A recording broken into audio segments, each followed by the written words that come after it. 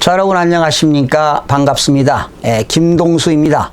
자, 오늘은 국회법 일부 개정 법률안을 오늘 5월 19일 국회에서 국회법이 통과되었습니다. 그래서 통과된 내용 중에 중요한 7가지를 소개하고자 합니다. 이제 19대 국회는 이제 얼마 남지 않았습니다.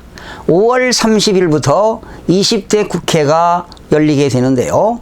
정말 20대 국회는 일하는 국회, 생산적인 국회를 구현해야 될 거라고 생각되면서 이번 마지막 19대에서 통과된 국회법 일부 개정 법률안 중요한 7가지를 소개하도록 하겠습니다.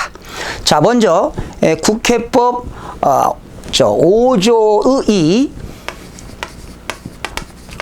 5조의 2에는 국회 운영 기본 일정이 있습니다. 국회 운영 기본 일정이 나오는데요. 자, 국회의장은 이제 아직 20대 국회의장은 이제 5월 30일 이후에 선출하겠죠. 국회의장은 그 12월 31일까지 다음 연도에 그런 국회 운영 기본 일정을 상시 운영할 것을 교섭단체 대표 의원들과 협의를 거쳐가지고 매년 12월 30일까지 다음 연도는 어떻게 국회를 운영하겠다.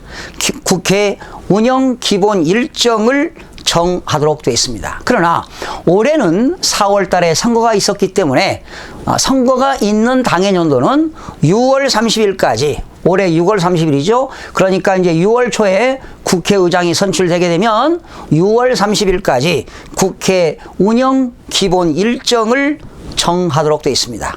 그런데 이번 국회법에서는 2월, 4월, 6월이죠. 짝수달입니다. 이때는 2월, 4월, 6월에는 매월 1일 날 임시회가 집회가 되고요. 그리고 8월에는 8월 16일부터 8월 31일까지 임시 집회가 소집이 되도록 국회법에서 명문화시켰습니다. 그래서 결과적으로 8월 16일부터 8월 30일까지 임시의 소집을 국회법에서 명문화시켰기 때문에 이런 뜨거운 여름에도 국회의원들이 국회에 등원해서 아마 열심히 일을 하는 국회가 되지 않을까 생각을 해봅니다. 여러분, 우리나라 국회법에서는 정기회는 100일이지요. 그리고 임시회는 30일인데 하여튼 8월 16일부터 8월 말까지는 임시 집회를 명문화시켰다는 것이 제5조 2항의 국회 운영 기본 일정에 나와 있습니다. 그리고 국회법 53조를 보시게 되면 폐회 중 폐회 기간에도 상임위원회들은 정례회의를 하고 있습니다.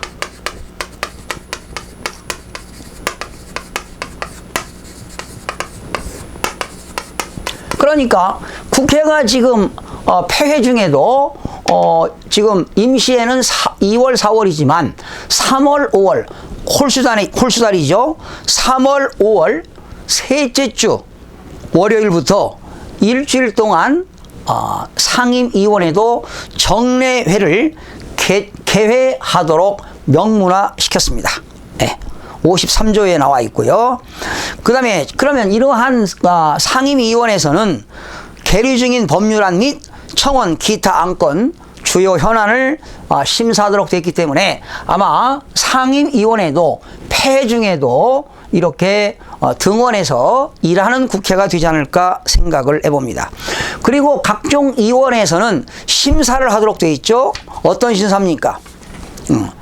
새롭게 만드는 재정 법률안, 그리고 전부 개정 법률안, 이런 것들을 만들 때는 공청회라든가 청문회를 개최할 수 있고요. 또 위원회 의결에 의해서 청문회라든가 공청회도 생략할 수가 있습니다.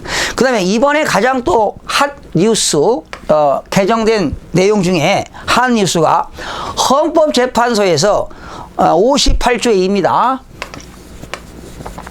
58조의 2가 뭐냐면 헌법재판소에서 이혼 결정에 대한 헌법재판소에서 위헌 결정이 났어요. 위헌 결정에 대해서 위원회의 심사가 있습니다. 위헌 결정에 대한 위원회의가 심사를 한다. 이게 무슨 말이냐면 여러분 헌법재판소에서 법률이 위헌 결정이 떨어지게 되면 결과적으로 헌법재판소에서 종국 결정이 법률 제정 또 법률 개정에 관련이 있으면 위헌 판결 난 건 그 결정서 등본을 국회로 송부하도록 되어 있습니다. 그러면 위원회에서는 회부된 종국 결정을 검토해서 소관 법률 제정 또는 개정이 필요하다고 판단되는 경우는 소위원회에서 이거를 심사하도록 되어 있습니다.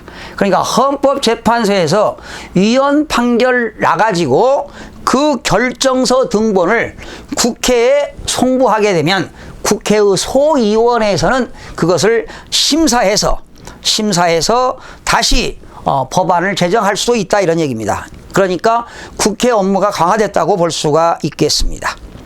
또한 65조 청문회가 있는데요. 위원회의 의결이 있다면 청문회를 열 수가 있습니다. 또 위원회 의결로 청문회를 생략할 수도 있지만 위원회 의결로 청문회를 개회할 수도 있다는 내용입니다. 그런 내용들이 개정이 됐고요. 그 다음에 그러니까 이제 위원회 의결이 있을 때 청문회를 개최하는데 결과적으로 국회는 국정통제 권한이 실효적으로 행사할 수 있던 그런 권한이 넓어졌다고 볼 수가 있고요.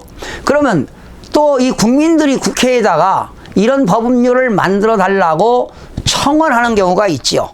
그렇게 되면 위원회는 그런 민간인들이 청원하게 되면 청원 회부일로부터 90일 이내에 심사 결과를 국회의장한테 보고하도록 되어 있다는 것이지요. 결과적으로 국민들이 제출하는 그런 청원들을 잘 받아들이겠다는 그런 내용들이 되겠습니다. 그것이 이제 125조가 되겠는데요.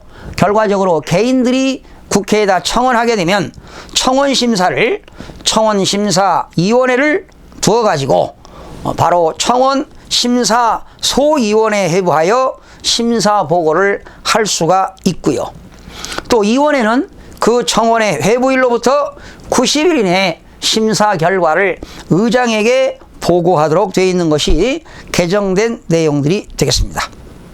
그리고 지금 국민들이 그런 그 행정기관에서 고충 민원을 하게 되면 국회의원들이 그런 민의기관이니까 국민들한테 그런 고충을 들어가지고 그런 국회의원들이 그러한 고충 민원에 대해서 조사를 할 수가 없어요. 그렇기 때문에 어디만 조사가 가능합니까? 국민권익위원회에 대해서는 고충민원 조사가 가능하거든요. 그러니까 국회의원들은 국민권익위원회에 고충민원 조사를 요구할 수 있는 내용들이 법안으로 새롭게 신설이 됐습니다. 그러니까 민원에 따른 고충민원으로서 정부에서 조사함이 타당하다고 인정할 때는 의결로 국민권익위원회에 대하여 민원조사를 요구할 수도 있습니다. 그러면 국민권익위원회는 조사 요구를 받은 날로부터 3개월 이내에 조사 및 처리 결과를 조사 요구 국회 그런 위원회에다가 보고를 하도록 되어 있습니다.